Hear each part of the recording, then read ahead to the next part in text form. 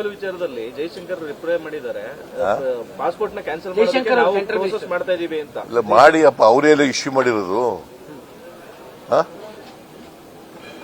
Foreign affairs minister issue ಮಾಡಿರೋದು.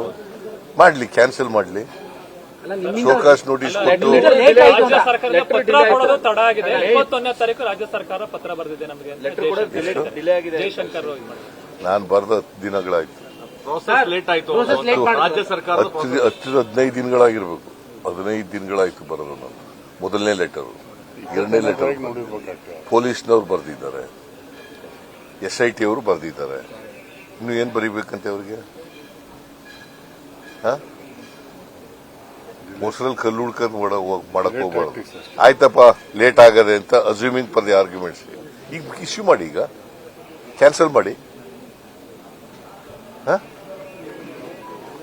ಕುಮಾರಸ್ವಾಮಿ ಪತ್ರಿಕಾಗೋಷ್ಠಿ ನಡೆಸಿ ಅಷ್ಟು ಸುಲಭ ಅಲ್ಲ, ತುಂಬಾನೇ ಪ್ರಾಸೆಸ್ ಹಿಡಿತದೆ ಅಂತ ಹೇಳಿದ್ದಾರೆ. ಕ್ಯಾನ್ಸಲ್ ಮಾಡೋದು ಅಷ್ಟು ತುಂಬಾ ಸುಲಭ ಅಲ್ಲ. ಅವರು ಫಾರಿನ್ ಅಫೇರ್ಸ್ ಮಿನಿಸ್ಟರ್ ಅಲ್ಲ,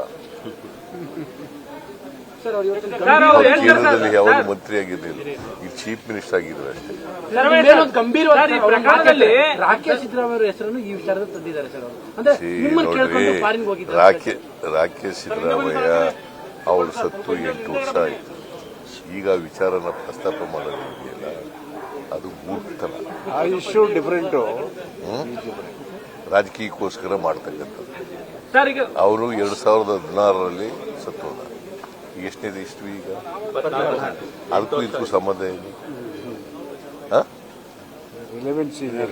ಇಲ್ಲಿ ಇವ್ರ ಅಣ್ಣನ ಮಗ ರೇಪ್ ಮಾಡಿದಾನೆ ಅಂತ ಇರೋದು ಕೇಸು. ರೇಪ್ ಮಾಡಿದ್ದಾರೆ, ವೈರಲ್ ಮಾಡಿದ್ ಇನ್ನೂ ಅಪರಾಧ ಅಂತ ಸರ್. ಅವರು ವೈರಲ್ ಮಾಡಿರೋದು ಇನ್ನೂ ಅಪರಾಧ. ಅದು ಇಲ್ಲಿ ಯಾವ ಸೆಕ್ಷನ್ ನಲ್ಲಿ ಹೇಳ್ತಾರೆ? ಅಲ್ಲ, ಮಹಿಳೆ ಅಲ್ಲ, ಯಾವ ಸೆಕ್ಷನ್?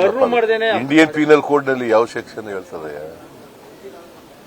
ಇಂಡಿಯನ್ ಪೀನಲ್ ಕೋಡ್ ನಲ್ಲಿ ಸೆಕ್ಷನ್ ಹೇಳಿದ್ರೆ ಕೋಟ್ ಮಾಡಿದ್ರೇನೆ ಏನ್ ಮಾಡಿಲ್ಲ. ಮತ್ತೆ ಮಾಡದೆ ಹೋದ್ರೆ ಇಂಡಿಯನ್ ಪೀನಲ್ ಕೋಡ್ ಅಲ್ವಾ? ಅದ್ರ ಪ್ರಕಾರ ತಾನೇ ಶಿಕ್ಷೆ ಕೊಡೋದು.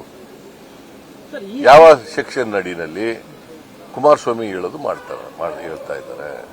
ನಾನು ಅದನ್ನ ಅವ್ರ ಮುಖ ತೋರಿಸಿ ಇದೆಲ್ಲ ಮಾಡಿ ಪ್ರಚಾರ ಮಾಡೋದು ಅದು ರೈಟ್ ಸರಿ ಅಂತ ಹೇಳಕ್ ಹೋಗಲ್ಲ. It is also an offence. But ಇವ್ರು ಹೇಳೋ ಪ್ರಕಾರ ಇದು ರೇಪ್ಗಿಂತ ದೊಡ್ಡದು ಅಂತ ಹೇಳ್ತಾರಲ್ಲ, ಯಾವ ಸೆಕ್ಷನ್ ಅಡಿಲಿ ಬರ್ತದೆ ಅದು? ಇಂಡಿಯನ್ ಪೀನಲ್ ಕೋಡ್ನಲ್ಲಿ ಯಾವ ಸೆಕ್ಷನ್ ಬರ್ತದೆ? ಅಥವಾ ಇನ್ಯಾವ್ದಾದ್ರು ಕ್ರಿಮಿನಲ್ ಲಾ ಇದ್ರೆ, ಇವ್ರದ್ದೇನಾದ್ರು ಹೊಸ ಕ್ರಿಮಿನಲ್ ಲಾ ಇದ್ರೆ ಹೇಳಿ.